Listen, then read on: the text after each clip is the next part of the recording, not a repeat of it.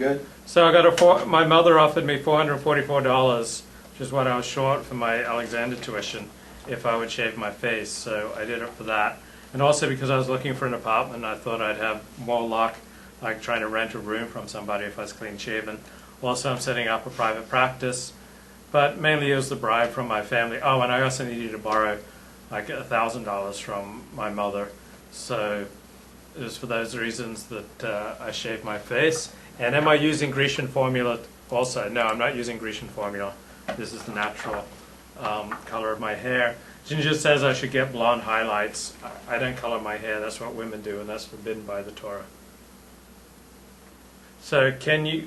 Wait a minute, slow down. We talked about coloring hair. Okay, maybe it's not forbidden. That was just my understanding. Wait, this is exactly what I alluded to earlier in the program.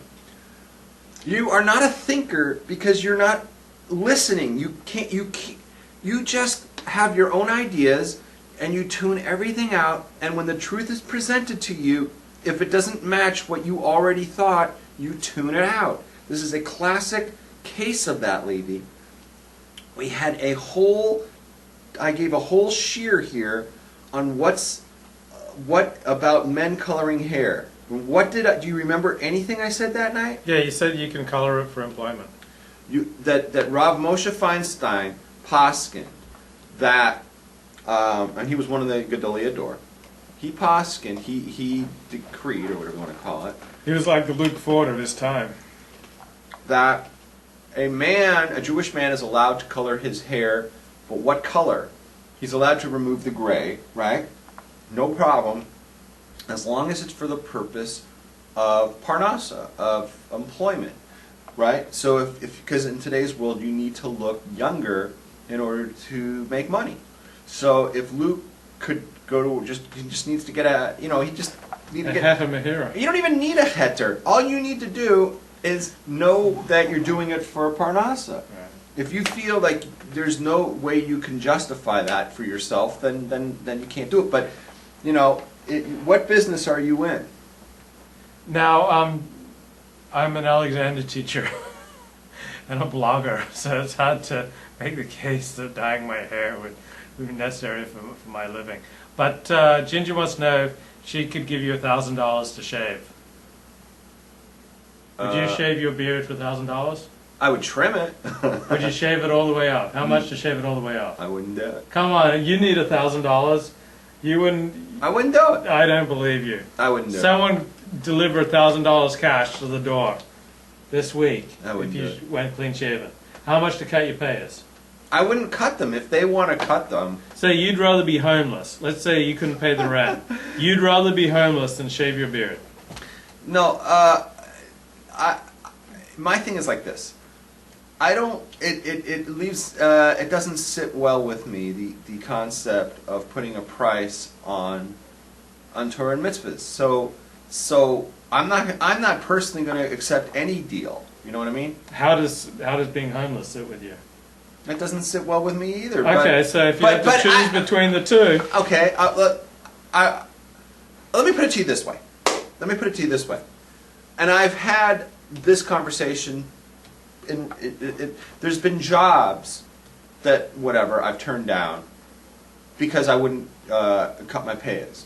So if a good paying job came along and I turned it down because of my payas, why would I go... What sort of job? What type? Doesn't matter. I've turned down jobs because of my payas. I've turned down jobs because of my beard. I have been in position where I could have gotten this or that, but because of them, I didn't get it. And that's fine. So if I'm going to turn down major things, why would I settle for a few $100? Because you don't want to be homeless. If I've had women who would probably marry me or whatever, but I have this or that. If I was turned that down and elect to be single, why would I settle for anything less? So here's the deal. I'm not going to there's no price. I'm not going to do anything. I'm not going to cut my beard off. I'm not going to cut my payas off. This is who I am. That's it. Okay? And everybody else has to deal. And by the grace of God, that's it. I hope, I pray that enough people give me money and I won't be homeless, So, because the bottom line is, it's all in the hands of Kadosh Baruch Hu. Everything is in the hands of God. Everything is in the hands of God, right? So you do what God wants you to do, you stay strong, and He'll find a way to get that money to you.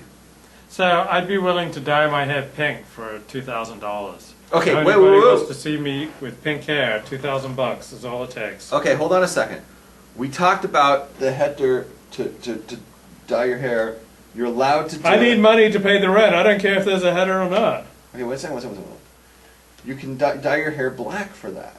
Yeah, what about pink for $2,000? That doesn't cover it, because we learned that is not that's the way of the goyim. That's a separate problem. Dyeing there's no heter for dyeing for a Jewish man to dye his hair blue or pink or yellow or whatever, because that's not something for parnasa. But what if you can make money off of it? That's the kind of thing you would have to go talk to a Rav about. Because then you would say, okay, that's the way of the goyim, but I'm doing it for money. I need the money, like I need to pay health insurance.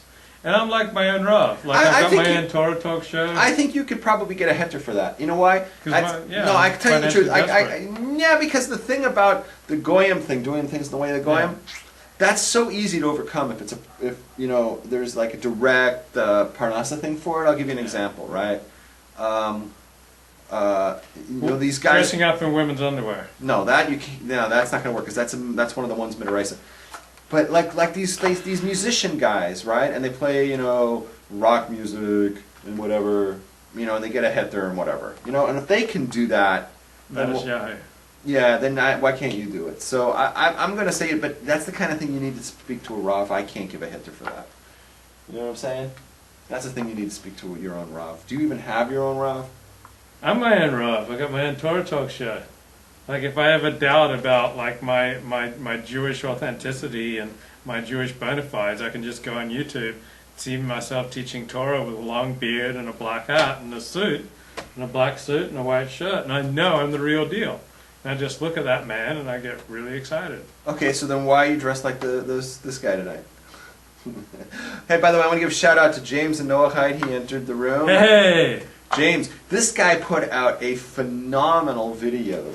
Not exactly sure when he put it out. I bumped into it. I think I logged in Saturday or Sunday. I've logged into my YouTube. I'm subscribed to him. And I saw it. I was like, okay, so he put something up. And wow, this was sensational. He took on the atheists, right? And the idol smasher. Wow, what a video that he put. I put it on my Facebook. So if you're on my Facebook, go on my wall down to the video about atheism, and wow, what a great video that is. Yeah. Ginger liked that one too. Ginger's son has a Jewish girlfriend who's an atheist. It's yeah, it's not that she's an atheist that's horrible. What's horrible is that a Jewish girl is dating someone who's not Jewish. Tell them that's no good. What did you want to say about the Cowboys? Oh, the Cowboys.